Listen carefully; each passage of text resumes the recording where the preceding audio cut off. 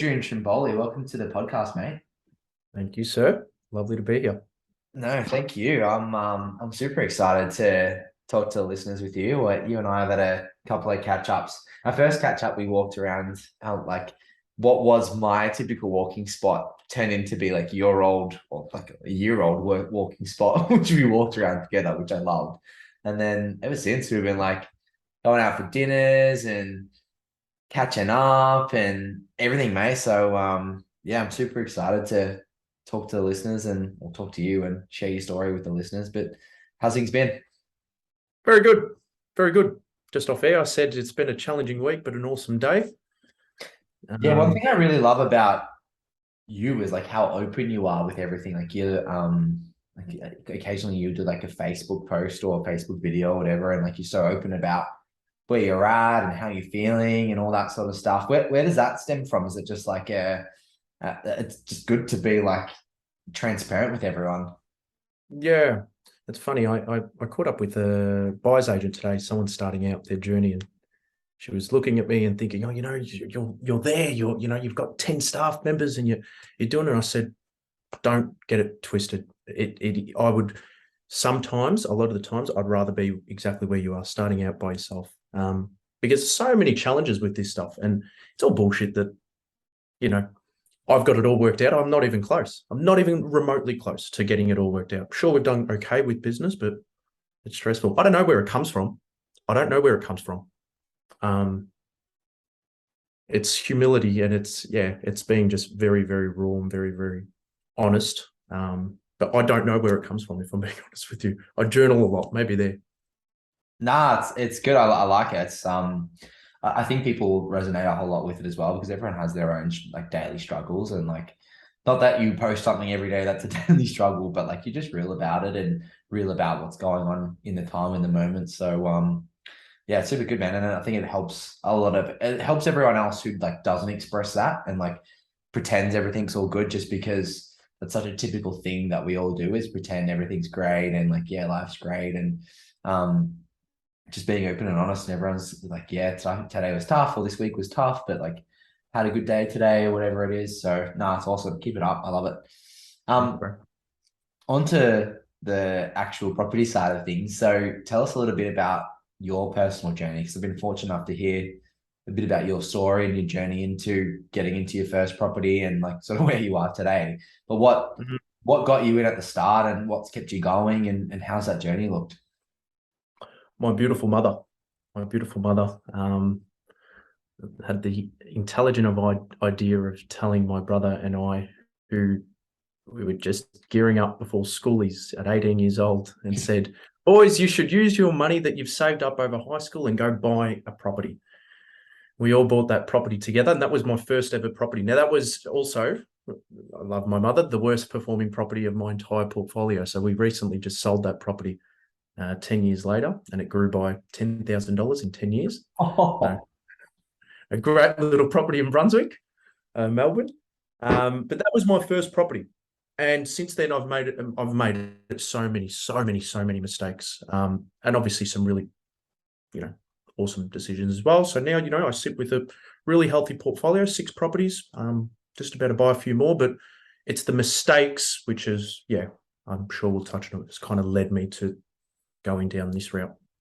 Yeah, yeah, totally. And I think I was just chatting about this with someone beforehand. It's like it's all about like I think if you can learn big mistakes from other people and avoid them, that's a great thing. And I'm all for learning from other people's mistakes, but it's not until you actually go through a bit of pain yourself where you go, okay, like probably don't want to make another mistake like this again and try and avoid it if I can. If something similar happens or if I'm in the same situation, I'll try and avoid it. But yeah, I absolutely love that. And it's good that it sucks that you've been through a mistake and it sucks that you've made some mistakes, but at the same time, you can help others avoid those mistakes as you start to go through the process. And do you think, like, obviously, and number one, you're such a wog, thanks to my mum. And I love wogs because my wife is a wog and I love like the whole family dynamic. It's like the best thing in the world. But like from that starting property and now getting to 6, do you feel like your philosophy's changed along that process and how do you what would you feel like your philosophy's like today? What was the last bit of that question? Sorry. like, has your philosophy changed since you started? Like what have you learned along that journey? And if you were to start like building a portfolio or helping someone build a portfolio, what would that philosophy look like from today? Yeah. My philosophy's changed dramatically. I think the biggest thing and something that we kind of preach in the business that we run is look outside of your neighborhood. So we grew up in Coburg, we bought in Brunswick, the neighboring suburb, just because, we know that market, which is just bonkers.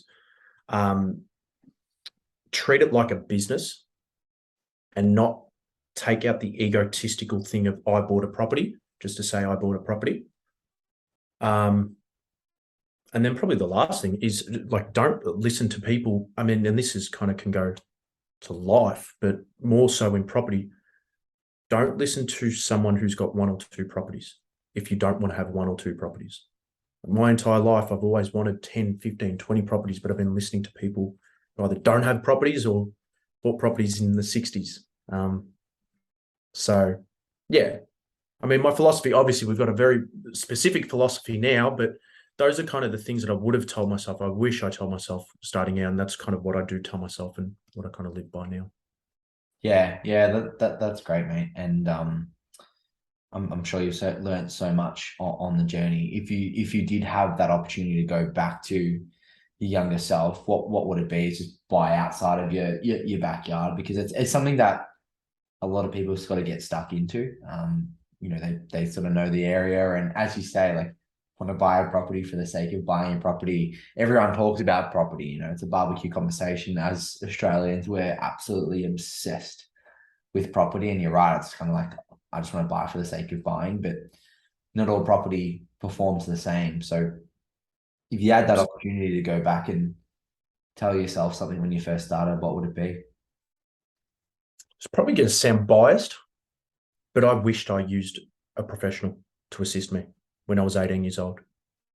I usually tell that story of, I sold the property 10 years later for $10,000 more. And people's reaction to that is, oh, like, you made 10 grand. Like, that's, I now look at it and I go, I've lost $600,000 just on that one deal. Yeah. So I wish I used a professional. I mean, what I would probably tell myself is, don't listen to parents or friends who don't have shit, if I'm allowed to swear on this podcast. You are. Thank you. I'll just go like a sailor. I wouldn't have bought apartments. I wouldn't be buying next to where I live. And I would definitely plan it out. Like right now, in our business, we have a plan. We put a 10-year plan in place. I would have at least put something in place, at least to the second deal. Is it going to allow me? Yeah, that's what I probably would have told myself. There's a few there, but yeah. Help you plan that bigger picture and understand what it really looks like over the longer term. For sure. Now, you mentioned some mistakes along the journey, and I love people sort of sharing their stories if you're open to it. Apart from that first one, was there any other mistakes that you have made? And it's good that you have sold it, because you've acknowledged that it was a mistake and you want to replace it with something a little bit better. But is there anything else you change about your portfolio, or how do you feel about sort of your portfolio now, sort of moving forward? My portfolio is strong. It could be a little bit stronger. I'm very equity rich. I'm not cash poor, definitely not cash poor, but did you say about another mistake? Was that the question in there? Another mistake in this portfolio? If there is any, let us know. But no, I think that first one does cover the mistake side of things. But yeah, if you have any others, or if you want to share any other stories, let us know. Yeah, well, I guess the big mistake that actually caused me to actually then go into this field was a property that I bought again in Melbourne, which that was my fourth property that I bought. Again, it was close to where I lived. I had no idea what I was doing. I just bought the property. And it was when 2 days before settlement, the broker took off and the pre-approval one sorted. So I was essentially 2 days away from losing my $60,000 deposit. I had to run around to my very wog family and I had to come up with $360,000 in 2 days. And that was the actual thing that actually caused me to go, holy shit, I know nothing. I've got 4 properties. So I've done okay, but I know jack shit. So from that moment, that was 5 years ago, we dedicated every second to property, and then learnt, and then, yeah, kind of that's how we fell into this. And then Frank's kind of got a similar story, but I've made many mistakes, mate. Many mistakes. Many mistakes. Yeah, I'm excited to get Frank in here as well because he's got a really cool story and some of those mistakes on the journey as well. But yeah, that's crazy. So you didn't have the pre-approval beforehand and then broke up and then you had to figure out what you wanted to do. Did you end up financing that property and paying the family back, or how did that look? Yeah. So we ended up keeping the property, ended up getting all the money back to the family members. Again, my beautiful mum, my uncle. And everything was hunky-dory, but it was like sleepless nights. We kind of constantly talk about it in our marketing and all that. Property's so easy. It can be so easy. It doesn't have to have sleepless nights like we went through, like Frank's gone through. So I'm very grateful for that, because literally our entire business is built up on the fact that no one should have to go through crap. Property's so easy, and it can be easy. So yeah, everyone got paid back, thankfully. Nice. And you just have to, yeah, you just have to know what you're doing to make it easy and have professionals help you to make it easy.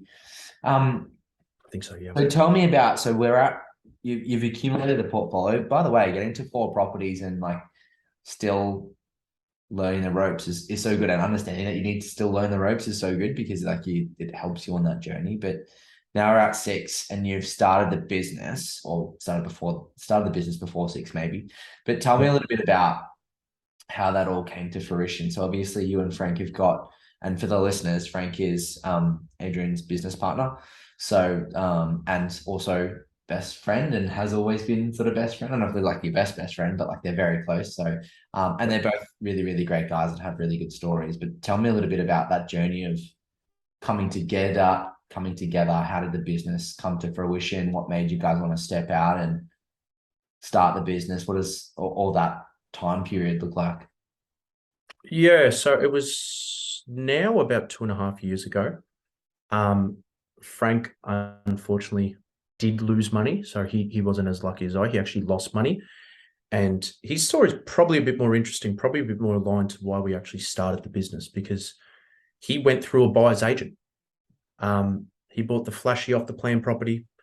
Property came 60 grand under market value when it came to settle.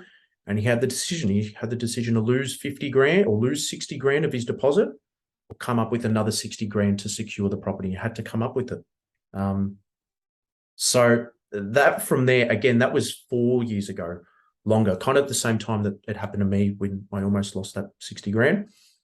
And from that point, we just kind of went in the same direction. We went to seminars every week. Every weekend we went to seminars. We were reading every single book, and yeah, we just kind of changed our life. And then we came across a course, Ben Handler's course. I looked into it. I said, you know what? I'm starting a business. And then I said, Frank, he was about to start a business on his own. He's an absolute workhorse, and I knew he would be an asset to this business. And I said, Frank, I know what you're starting. You're starting a disability business. He's got a big passion for that, and he will start it one day, a disability support business. But I said, put that on hold and come join me, and let's do this. And the rest is history. I mean, there was a lot of rocky roads. We had no idea what we're doing, but now 2.5 years later, it's really cool to remember. I remember actually where I was sitting when I called him, and he goes, "Yeah, let's do it." So it's a cool story, at least from my end. I think it's cool.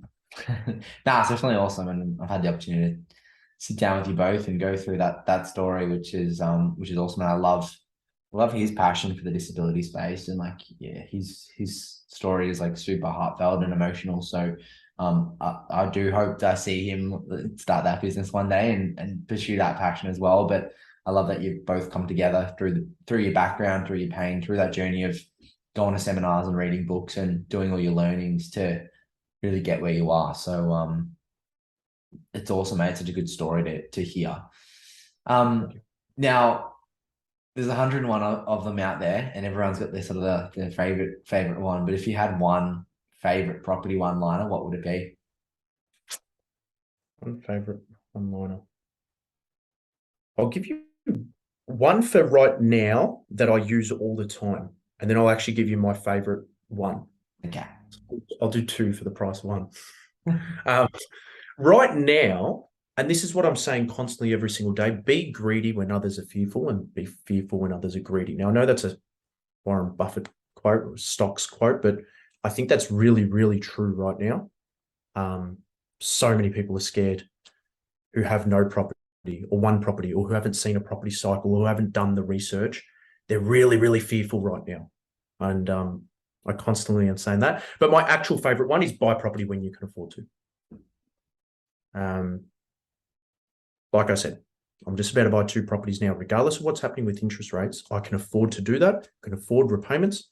And I'm also really looking forward to my property being worth X amount more in 5 years. So it'd be silly not to, but only because I can afford to. If you can't afford to, don't do it. Yeah, it's spot on, and do your numbers behind the scenes, and like even if the bank tells you that you can get the money, that's great, but do your own sort of personal numbers and say, yeah, can we afford to? If interest rates go to X%, are we still comfortable to do so? And when you've got the finance, why not go ahead? You know, there's the policy changes all the time, the interest rates change all the time. So you might not be in a position down the line where you can afford to do so. So take advantage of it when you can, and enjoy that journey. Just make sure that you can afford to hold on to it through that process.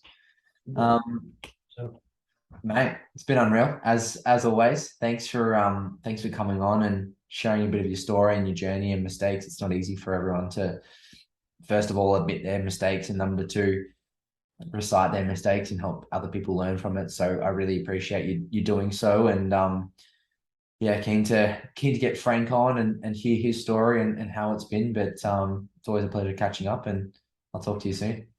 Thank you, sir.